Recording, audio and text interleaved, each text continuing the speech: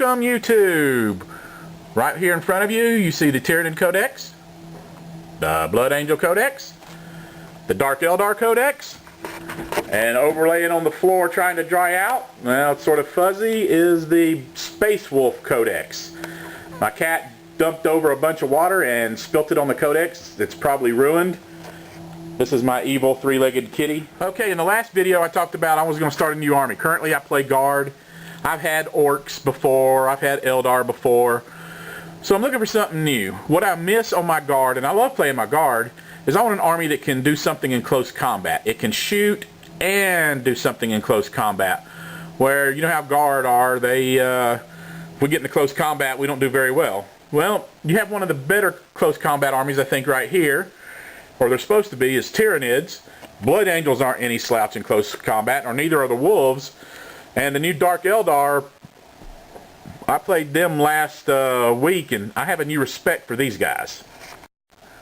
For the Tyranids, I have the Battalion box, which has 3 Warriors, 3 Ripper Swarms, 8 Gene Stealers, 16 Termagants, 16 Hormagaunts, have a Hive Tyrant, Trigon, 2 Old School, Zoanthropes, and a Death Leaper. That's what I have to start. That's probably 1,000, 1,200 points of Tyranids. For whatever reason, I feel like I have to run more big bugs, and unfortunately the big bugs, the Turbogon and the Tyrannofex, they don't have models for it, and I'm a kind of guy, I don't really want to do a lot of converting and stuff, so I prefer it if they have the models. Blood Angels, well, for Blood Angels, and yeah, we'll just talk about the Blood Angels. I have Mephiston, I have 5 Terminators, and a Librarian Dreadnought, and a regular Dreadnought, and about 10 Death Company assembled. And that's what I have for Blood Angels. For Space Wolves, down there in the floor, I have 2 of the special characters, Logan and Najal, and then a 8-man Grey Hunter, or 10-man Grey Hunter box squad. For the Space Wolves or the Blood Angels, I also have 5 of the Razorbacks. So either which way I go, I probably have a decent start.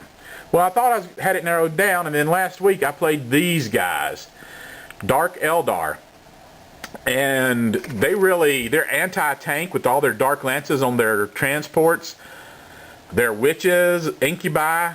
Wow, these guys are pretty strong, and now I'm considering playing these guys. If you've seen the new models, the new bikes and the new guys on the skyboards, just look badass.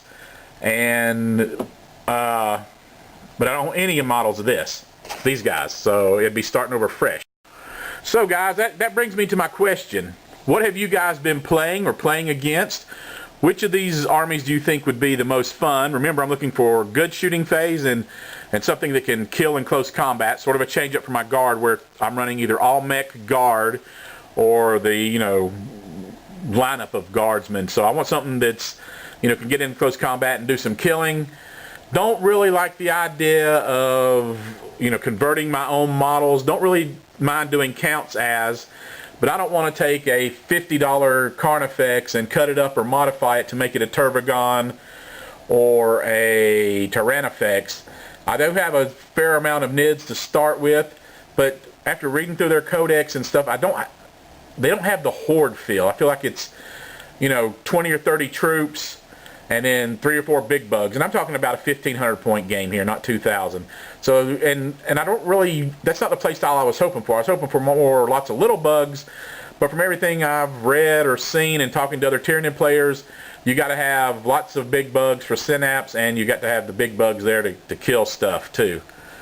Blood Angels, these guys, one thing I like about their army is the Rhino type vehicles. The Rhinos, Razorbacks are fast. That means they can move 12 and shoot weapons, and they can go flat out and move 18. So that's pretty good. The new Storm Raven is supposed to be out at the end of the month. So that's a transport. Don't know if I'd use it or not. At 200 points seems to be a lot. And then the Space Wolves down there. Well, we all know about the Space Wolves. The only thing they don't have out really is like Thunderwolf Cavalry. They seem to have most of their other models out.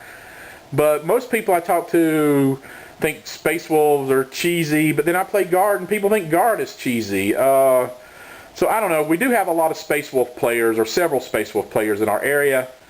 When Blood Angels came out, we actually had a couple of Blood Angel players, but either they've moved away or quit playing. There's a tournament going on at our local hobby store, and it's amazing. There's some new people that I've never seen play before, and out of the 6 or 8 players, 3 of them are Tyranids, which a month ago, we didn't even have a Tyranid player 1 in our area. So that's another thing that sort of, you know, got me a little turned off on the Tyranids, is seems to be all of a sudden a lot of players. And then the Dark Eldar. There's a lot of people talking about this army, starting it and everything.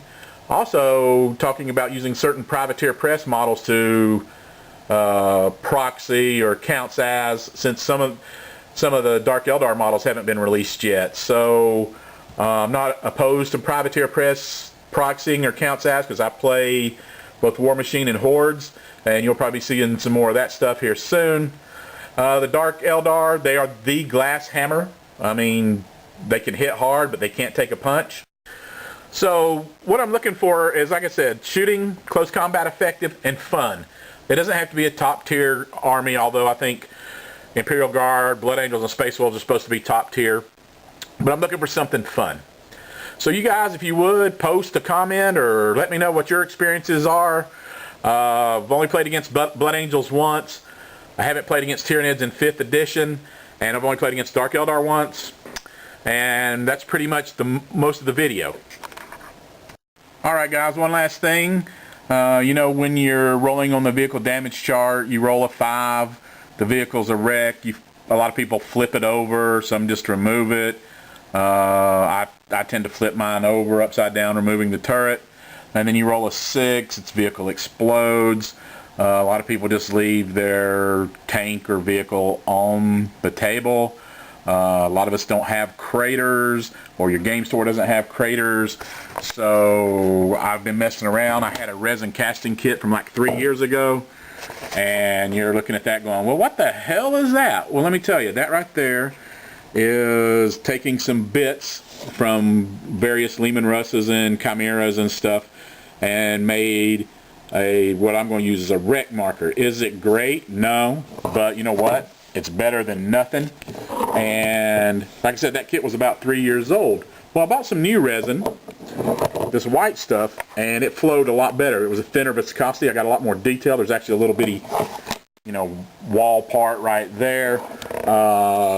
This part you couldn't even see on the other one. It didn't go down into the cracks. So I'm happy with this. And by the time you paint it up and everything, it'll look pretty good. Plan on making 5 or 6 of these. So just want to give you guys a little note of what I've been working on. The resin casting, still learning. If you notice, there's a few blue flakes, especially in this one. Right there, you can see them. I don't have a macro setting on the camera. And what that is where it's pulling the mold apart. I didn't use any mold release. Well, didn't make that mistake on this one, and it came out. There's a few blue flakes, but nothing like over here. Anyways, guys, I'm starting to ramble, so have a good one. P.S. One quick note before somebody pipes up and says, well, you should use some walls or other things, blah, blah, blah. Well, listen to this, man. I'm a cheap bastard. I'm not going to cut up a perfectly good model to hack it up and use it to make a template. That just ain't going to happen. So before someone comments or bitches, hey, this is better than nothing. And you can tell that there's a few tank parts on there, but I am not going to destroy a perfectly good model and cut up walls and stuff like that. Because see, I could use this for, even though there's a Lehman Russ barrel there, I could use this for any army, and that's going to be my thing. I don't want just something that's Imperial Guard only, or if I decided to do Dark Eldar, I'm not going to tear up one of their Raiders or Ravengers or whatever they're called to make separate ones. I mean, this is it great? No, but it's better than nothing. Anyways, just wanted to add this last little bit before someone pipes up or types up and starts bitching. So have a good one, guys. Bye.